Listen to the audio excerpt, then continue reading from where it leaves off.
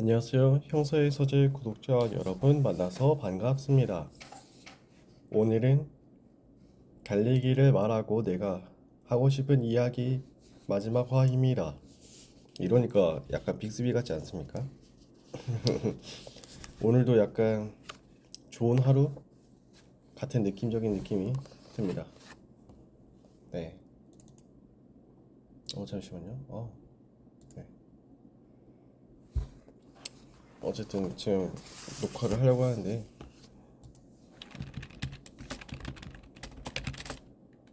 구독자에게 카톡이 와가지고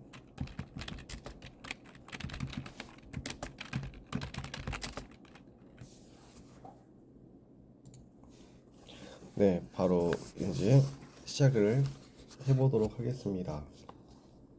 아침은 다 드셨나요? 오늘은 오늘은 제가 악몽을 좀 꿨는데 그래서 약간 좀 피곤하고 목이 살짝 잠기고 눈이 몽롱한 상태입니다. 할 일은 진짜 많은데 큰일 났습니다. 이걸 잘 극복하고서 할 수 있을지 잘 모르겠네요. 어쨌든 계속 해봅시다. 9시 56분에 출발 사이렌이 울린다. 모두 일제히 자유형으로 수영하기 시작한다. 가장 긴장되는 순간이다. 나도 머리부터 물속으로 들어가서 다리를 박차며 두 팔로 물을 젓는다. 다른 일은 머릿속에서 다 몰아내고 공기를 들이마시는 것보다 내뱉는 것에 의식을 집중한다. 심장이 마구 뛴다. 페이스가 잘 잡히지 않는다. 몸이 얼마간 굳어있다. 의뢰 그렇듯 누군가가 내 어깨 죽지를 걷어찬다. 누군가가 등 뒤에서 내 몸 위로 덮친다. 거북이의 등껍질에 다른 거북이가 올라타 있는 것처럼. 덕분에 물을 조금 먹는다. 그러나 대단한 양은 아니다. 당황할 필요는 없다고 나 자신에게 타이른다. 패닉을 일으켜서는 안 된다. 호흡을 규칙적으로 반복한다. 그것이 가장 중요한 일이다. 그렇게 하는 사이에 조금씩 몸의 긴장이 풀려나가는 것을 알 수 있다. 그렇게 해서 어떻게든 잘 될 것 같다. 이런 상태로 계속 수영해 나갈 수 있으면 좋은 것이다.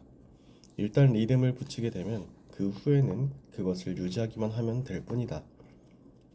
얼마 안 있어 트라이애슬론 레이스에서는 어떤 의미에서 피해가고 싶은 일이긴 하지만 예상도 하지 못했던 문제가 나를 기다리고 있었다. 자유형을 하는 것과 동시에 얼굴을 들고 앞을 향해 방향을 확인하려고 하자 앞이 제대로 보이지 않는 것이다. 고글이 흐려져 있다. 짙은 안개를 지나온 것처럼 세상이 희미한 우윳빛이 되어 있다. 수영을 멈추고 이병을 하면서 손가락으로 흐려진 고글의 유리를 싹싹 닦아낸다.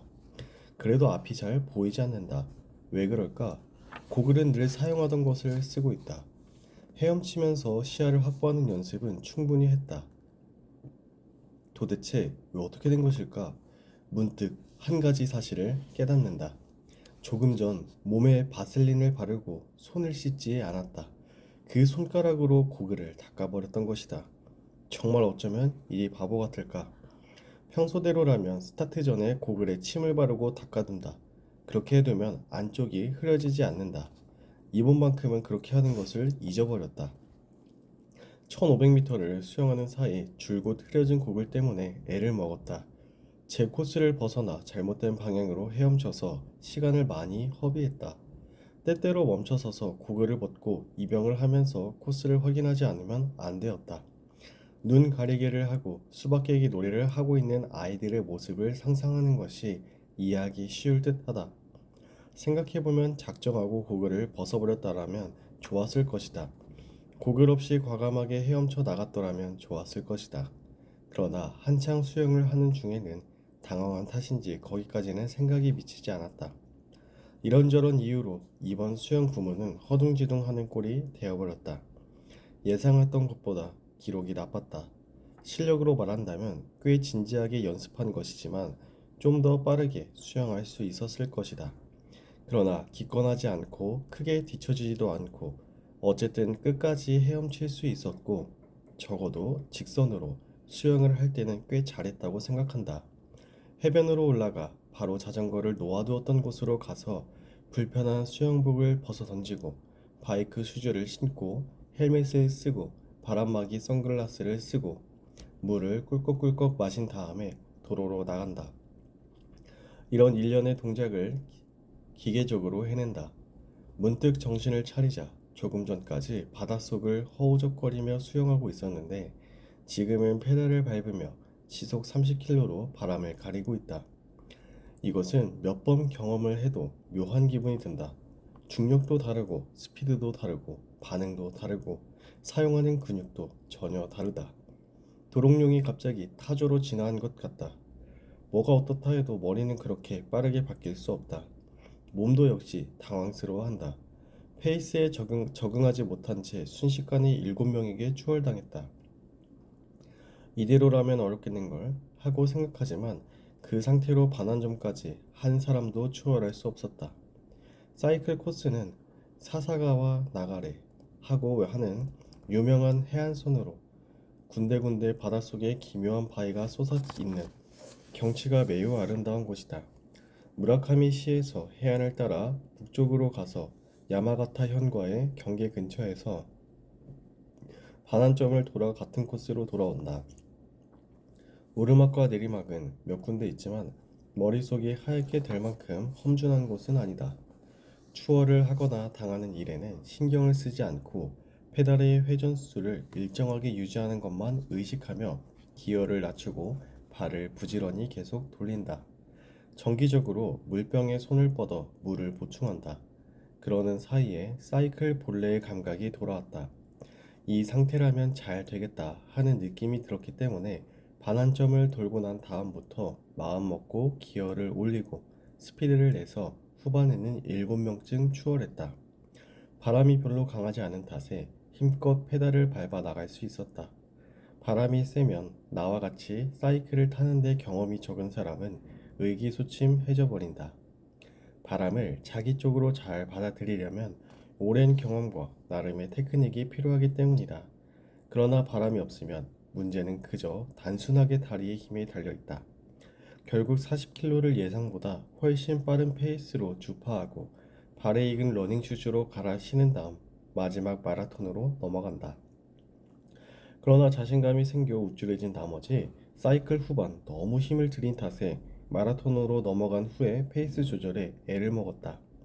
사이클의 최종 구간에서 의식적으로 힘을 아끼고 여력을 남겨서 마라톤으로 전환하는 것이 정상인데 한창 레이스 중에는 거기까지 생각이 미치지 않았다.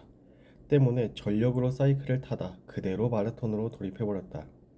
의외로 다리가 마음대로 움직이지 않는다. 머리는 자, 달려라 라고 명령해도 다리 근육이 말을 듣지 않는다. 그럭저럭 달리고는 있지만 달리고 있다는 감각이 거의 없다. 그러나 이것도 다소 차이는 있지만 트라이애슬론 레이스에서는 매번 익숙한 일이다. 사이클로 1시간 이상 격렬하게 계속 써온 근육이 여전히 영업 상태이기 때문에 달리는 데 사용하기 위한 근육이 원활하게 움직이질 않는다. 그 근육의 궤도 전환에 한동안 시간이 걸린다. 처음 3km쯤은 두 다리가 거의 잠긴 상태였다. 그로부터 간신히 달린다고 할 수 있는 태세로 진입한다. 그러나 이번에는 그 진입 태세에 들어가기 전까지 보통 때보다 더 시간이 걸렸다. 나는 3가지 경기 부문 중에는 마라톤에 가장 자신이 있기 때문에 평소라면 이 부문에서 30명쯤은 가볍게 추월할 수 있는데 이번에는 그렇지 못했다. 10명에서 15명 정도인가 밖에는 추월하지 못했다. 그러나 지난번에는 사이클 부문에서 꽤 추월을 당했다. 이번에는 간신히 2분파로 마감할 수 있었다. 마라톤 성적이 개운치 않았던 것은 유감이지만 그만큼 잘하고 못하는 부분의 차가 줄어서 시간이 전체적으로 균형을 유지하게 되었으니 나도 조금씩 트라이애슬론 선수 체질로 바뀌고 있는지도 모르겠다. 그것은 우선 기뻐해야 할 일이다. 무라카미 시의 오래되고 아름다운 거리를 일반 시민의 성원을 받으면서 열심히 달리다 전력을 다해서 꼴이 난다. 환희의 순간이다. 여러 가지 힘든 일을 겪고 예상 밖의 일이 발생했어도 일단 꼴이 내버리면 모든 것은 깨끗이 자취를 감추고 만다. 잠깐 숨을 돌린 뒤 사이클 부문에서 경쟁을 하는 듯한 모습으로 몇 번이나 끈질기게 앞서거니 뒤서거니 했던 등번호 329번의 사람과 미소를 지으며 악수를 한다. 수고했습니다. 마지막 코스에서 페이스를 올려 간발의 차이로 이 사람을 추월하려 했지만 3미터쯤 뒤처지고 말았다. 마라톤을 시작하고 얼마 지나지 않아 슈즈의 끈이 풀어져서 2번 정도 달리다가 멈추어 신발끈을 다시 묶지 않으면 안 되었기 때문에 시간을 허비했다. 만약 그런 일이 없었다면 틀림없이 추월을 했을 것이다. 물론 모든 책임은 레이스 전 슈즈를 점검하는 일을 소홀히 했던 나에게 있지만 아무튼 레이스는 끝났고 다행히도 무라카미 시청 앞에 설치된 결승점을 통과할 수 있었다. 물에 빠지지도 않고 펑크도 나지 않고 못된 해파리에게 쏘이지도 않고 흉폭한 곰과 맞닥뜨리지도 않고 말발도 보이지 않았고 번개를 맞지도 않았다. 결승점에서 기다리고 있던 아내도 나에 관한 불쾌한 사실을 딱히 발견하지 못한 듯 순수하게 잘했어요 라고 축복해 주었다. 아, 참으로 다행이다. 무엇보다 기뻤던 것은 오늘의 레이스를 내가 진심으로 즐겼다는 사실이었다. 다른 사람에게 자랑할 만한 기록은 아니다. 자잘한 실패도 많이 겪었다. 그렇지만 나 나름대로 전력을 다했고 그 노력의 보상 같은 것이 아직도 몸속에 어렴풋이 남아있다. 그리고 또 여러 가지 점이 이전의 레이스보다 개선되었다고 생각한다. 그건 역시 중요한 점이다. 트라이애슬론이라고 하는 것은 세 가지의 경기가 조합되어 있어서 각각의 연결점의 처리가 어려운 만큼 경험이 큰 부분을 차지하는 경기이기 때문이다. 경험에 따라 신체 능력의 차이를 극복해가는 것이 가능하다. 바꿔 말하면 경험에서 배워가는 것이 트라이애슬론이라는 경기의 기쁨이며 재미인 것이다. 물론 육체적으로는 고통스러웠고 정신적으로 물속에 푹 가라앉아 버릴 것 같은 측면도 때때로 있었다. 그러나 고통스럽다 라고 하는 것은 이런 스포츠에 있어서는 전제 조건과 같은 것이다. 만약 심신의 단련에 필요한 고통이 없다면 도대체 누가 일부러 트라이애슬론이나 풀마라톤이라고 하는 노력과 시간이 걸리는 스포츠에 도전할 것인가? 고통스럽기 때문에 그 고통을 통과해 가는 것을 기꺼이 감수하는 것에서 자신이 살고 있다는 확실한 실감을, 적어도 그 한쪽 끝을 우리는 그 과정에서 발견할 수 있는 것이다. 산다는 것의 성질은 성적이나 숫자나 순이라고 하는 고정적인 것에 있는 것이 아니라 행위 그 자체 속에 유동적으로 내포되어 있다는 인식에 다다를 수도 있다. 니가타에서 차를 타고 도쿄로 돌아오는 도중 자동차 지붕에 자전거를 싣고 레이스를 마치고 돌아가는 사람들을 몇 명인가 볼 수 있었다. 햇볕에 잘 그을린 무척 건강해 보이는 몸매의 사람들이다. 트라이애슬론 체형. 우리는 초가을 일요일에 소박한 레이스를 끝내고 각자의 집으로, 각자의 일상으로 돌아가고 있다. 그리고 다음 레이스에 대비해 각자의 장소에서 이제까지와 같이 묵묵히 연습을 계속해 간다. 그런 인생을 옆에서 바라보면 혹은 훨씬 높은 데서 내려다보면 별다른 의미도 더없이 무익한 것으로서 또는 매우 효율이 좋지 않은 것으로서 비춰진다고 해도 또한 어쩔 수 없는 일이 아닌가 하고 나는 생각한다. 가령 그것이 실제로 바닥에 작은 구멍이 뚫린 낡은 냄비에 물을 붓는 것과 같은 허망한 일에 지나지 않는다고 해도 적어도 노력을 했다는 사실은 남는다. 효능이 있든 없든 멋이 있든 없든 결국 우리에게 있어서 가장 소중한 것은 대부분의 경우 눈에는 보이지 않는 어떤 것임이 분명하다. 그리고 진정으로 가치가 있는 것은 때때로 효율이 나쁜 행위를 통해서만이 획득할 수 있는 것이다. 비록 공허한 행위가 있었다고 해도 그것은 결코 어리석은 행위는 아닐 것이다. 나는 그렇게 생각한다. 실감으로써, 그리고 경험칙으로서. 그런 효율은 나쁘지만 의미 있는 행위의 사이클은 언제까지나 현실적으로 유지할 수 있을 것인가? 물론 나도 알지 못한다. 그래도 여기까지 어떻게 해서든 질리지 않고 끈질기게 해왔기 때문에 어쨌든 계속할 수 있는 한 해보려고 생각한다.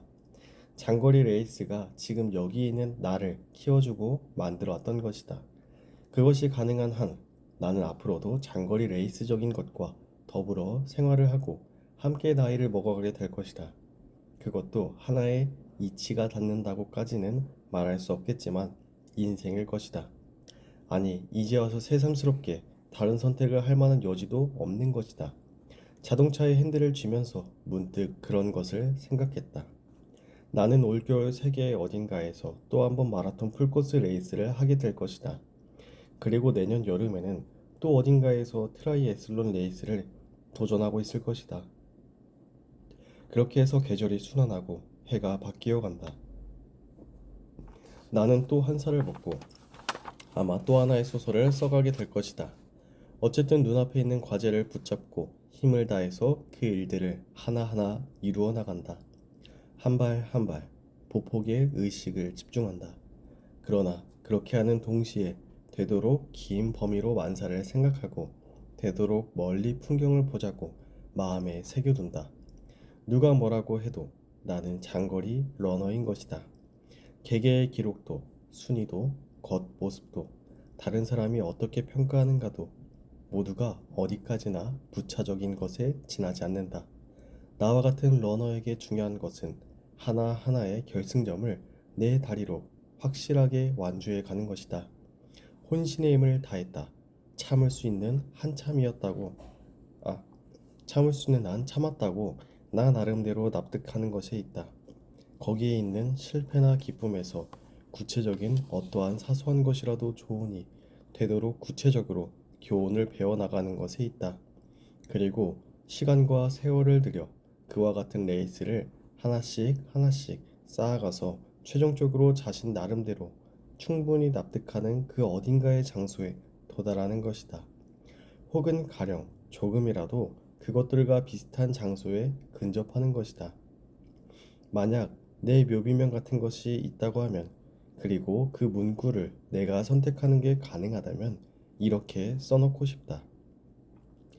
무라카미 하루키, 작가, 그리고 러너. 적어도 끝까지 걷지는 않았다. 이것이 지금 내가 바라고 있는 것이다. 작가가 하고 싶은 말이 마지막에 딱 써있네요. 적어도 끝까지 걷지는 않았다. 네, 이것입니다. 이렇게 해서 무라카미의 회고록이 끝이 나게 되었습니다. 네, 정말 오랫동안 함께 달린 선수같이 느껴질 만큼 네, 이 글을 읽다 보면은 네, 뭐라고 해야 될까? 많이 빠졌던 것 같아요. 저도 같이 달리는 것 같고 트라이애슬론 경기가 무엇인지도 알고 가지도 않는 보스턴과 뉴욕과 무라카미 이런 장소들이 뭔가 눈에 보이는 것 같고 하와이 등 정말 역시 소설가는 묘사 하나는 역시 잘하는 것 같습니다. 이제 나머지에는 후기도 많이 적혀 있고요. 네, 2007년 8월에 후기를 쓴 게 있네요. 여튼 감사하다. 왜 계속 달렸나에 대한 다시 한번 말하는 것이고요. 이제 뒤에는 이제 역자 후기, 번역자가 이제 여기에 대한 후기를 썼습니다. 일단 무라카미 하루키가 아까 전에 언제 태어났는지 적혀 있었는데 묘비명에 몇 년도까지 1949년. 와, 1949년 출생입니다. 1949년 젊은 건가요? 1949년 1949년생이면은 일단 지금 나이가 어떻게 되는 거죠? 49년이니까 70년이 지나면 2019년 3년 지났으니까 73, 74? 어휴, 나이가 지금 뛰고 있는지 궁금한데요? 무라카미 하루키 마라톤.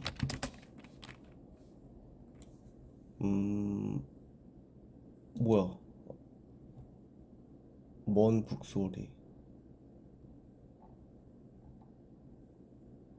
아, 이제 유럽 여행기가 또 있네요. 에세이. 유럽으로 여행한. 아, 보니까 무라카미 하루키가 영어를 잘하는 것 같아요. 보면은 소설가 이전에 무슨 일을 했는지 궁금하긴 하네요. 네.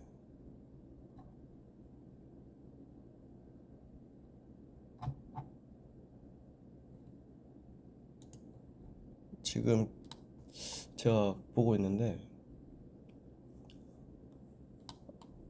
무라카미 하루키가 그 이후로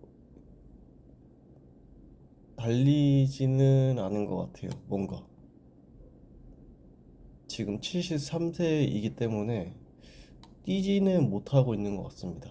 그 이 회고록 이점으로 얼마나 더 뛰었는지는 모르겠는데 사실 73세인데 풀 마라톤 코스를 뛰게 하는 거는 거의 뭐 마지막 죽기 직전에 해야 되는 일 아닌가 싶기도 하고요.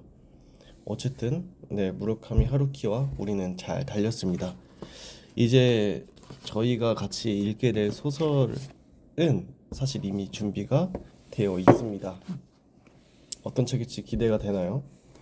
그 책은 바로 독자와 함께 구입을 한 처음 읽는 음식의 세계사입니다.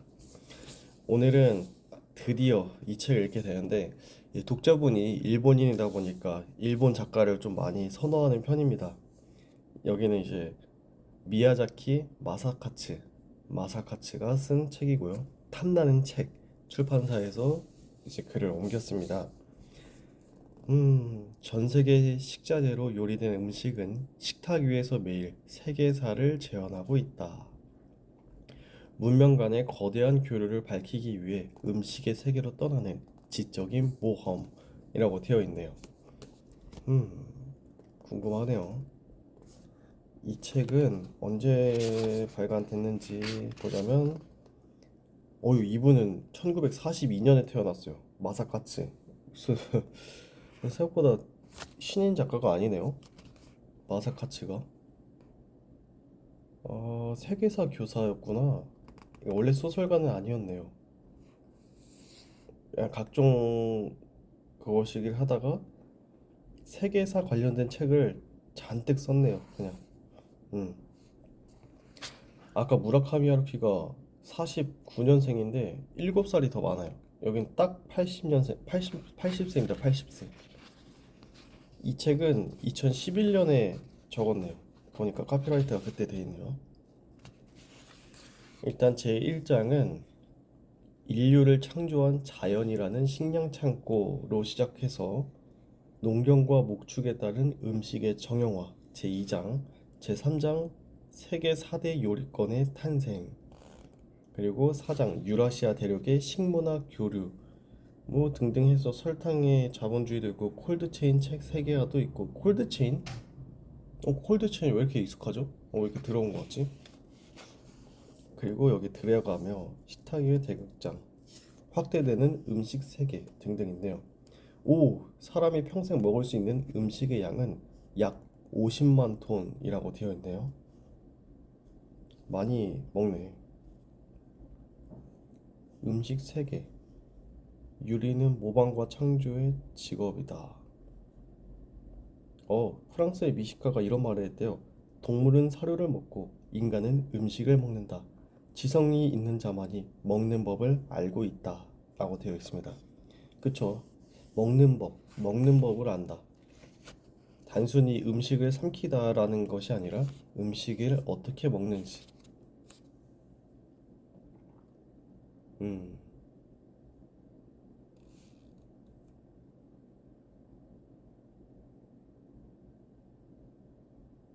음식의 사막. 500만 년에 달하는 인류의 역사 속에서 때때로 사회는 크게 변화하였고 그때마다 새로운 식자재가 출현했다. 그러니까 어떻게 식사가 보면은 계속해서 이렇게 창조가 됐을까요? 먹는 것에 진심이네요, 진짜 인류가. 음, 식자재학 요리군이 이제 전환기가 있대요. 일단은 만 년 전에 농업혁명, 농업혁명 이건 인정. 그리고 대항해 시대가 또 맛의 전환기고 그 다음이 산업혁명이라고 하고요. 그 다음은 이제 하이테크 혁명이라고 합니다. 무슨 소린지 모를 거예요. 저도 몰라요. 그냥 지금 이게 듬성듬성 그냥 보면서 읽는 거라서 크게 뭐 중요하진 않습니다. 편하게 들으시면 되고요. 부패를 막는 기술이 그게 산업혁명이라고 하네요. 아, 그래서 이제 혁명이라고 한 거구나. 음, 영국에서 산업혁명이 진행되면서 이제 부패 방지 기술이 돼서 음식의 3차 혁명이라고 부른다라고 하네요. 그래서 17세기에 약 6억 명이었던 인구가 1800년 50년에는 12억으로 그리고 100년 만에 또 24억으로 확 증가했다고 합니다. 거의 두 배가 증가했죠. 지금은 더 심하죠. 1950년. 근데 1950년에서 2050년이 아직 안 됐잖아요. 그러니까 한 세기가 지나기도 전에 인류가 50억이 더 늘어났어요. 54억이. 자, 대단하죠.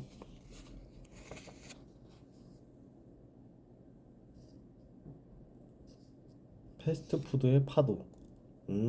그 다음엔 이제 패스트푸드네요. 원래는, 원래는, 아, 패스트푸드가 최근에 생긴 건 아니고, 서기 79년에 베수비오 화산의 분화로 화산재 아래에 묻힌 로마 제국의 도시 폼페이에는 가벼운 음식이나 물로 희석한 와인을 파는 가게가 있었다. 라고 하면서 패스트푸드가 있었다라고 합니다. 슬로 이즈 뷰티풀. 그쵸. 슬로우 푸드가 이제 또 유명하게 되었죠. 음, 정크푸드. 정크푸드. 정크는 쓰레기라는 의미로 쓰레기 음식이라는 뜻이라네요. 이게 왜 그러냐면 단순히 포만감을 목적으로만 해서 그렇다고 합니다. 자, 제1장. 제1장. 인류를 창조한 자연이라는 식량 창고. 요리는 식량의 소비 양식을 넘어서 문화의 토대가 된다. 식자재 획득이 계절적으로 한정된 수렵, 채집 사회에서는 식자재의 부패를 막고 시간이 흐르면 나빠지는 식자재의 맛을 유지하는 방법을 찾는 것이 큰 문제였다. 이 과정에서 수많은 요리법이 탄생했다. 역설적이게도 부패는 요리의 어머니였던 것이다. 음, 그래서 제1장 첫 번째 파트가 썩어가는 식자재와의 싸움입니다. 뭐 굉장히 대단한 것처럼 얘기하고 있어요. 부패는 요리의 어머니. 수렵 채집 시대는 순환을 반복하는 자연이 선사해주는 식자재가 식문화 그 자체였다. 자연의 은혜를 경험적으로 이해한 사람들은 자연이 주는 보상을 행동 원리로 삼았고 자연을 숭배하는 마음으로 생활했다. 일본의 아이누족은 사냥을 신이 동물의 가죽을 뒤집어 쓰고 나타나 인간에게 고기를 주는 것이라고 믿었다. 그들에게 수렵의 명수는 솜씨 좋은 이가 아니고 신앙심이 두터운 이었다. 신앙심이 두터운 사냥꾼의 화살이 신이 자진해서 잡힌다는 것이다. 능력이 있는 인간이 식량을 획득하는 것이 아니라 자연이 인간에게 식량을 준다는 발상이다. 인간이 더 이상 자연의 경이로움에 감동하지 않고 자연을 개발과 파괴의 대상으로 보기 시작한 것은 과학이 만능이 된 19세기 이후의 일이다. 그렇게 지난 100년간 정신없이 식량의 생산과 분배만을 추구해 오다 최근 들어서야 리사이클, 즉 순환 경제의 가치가 재확인되기 시작했다. 식량의 소비 양식인 요리와 더불어 배설 양식인 폐기물 처리법이 다시 눈에 들어온 것이다. 요리는 식량의 소비 양식을 넘어서 문화의 토대가 된다. 식자재의 획득이 계절적으로 한정된 수렵 채집 사회에서는 식자재의 부패를 막고 시간이 흐르면 나빠지는 식자재의 맛을 유지하는 방법을 찾는 것이 큰 문제였다. 이 과정에서 수많은 요리법이 탄생했다. 역설적이에도 부패는 요리의 어머니였던 것이다. 까지 읽어보도록 하겠습니다. 말 그대로 오늘은 맛보기입니다. 맛보기로 읽어봤기 때문에 이제 내일부터 본격적으로 음식을 통한 이 세계사를 한번 배워보도록 하겠습니다. 보니까 나름 재밌을 것 같습니다. 뭐 챕터도 하나하나 그렇게 길지도 않고 잔잔하게 아침이나 저녁에 머릿속에 잘 들어오는 내용으로 진행할 것 같습니다. 네, 오늘은 여튼 여기까지 읽도록 하겠고요. 오늘도 새 하루가 시작되었습니다. 물론 쉽지는 않을 하루겠지만 열심히 해봅시다. 열심히 오늘 하루 잘 살고 네, 내일 또다시 인사할 수 있기를 바라면서 마치도록 하겠습니다. 안녕.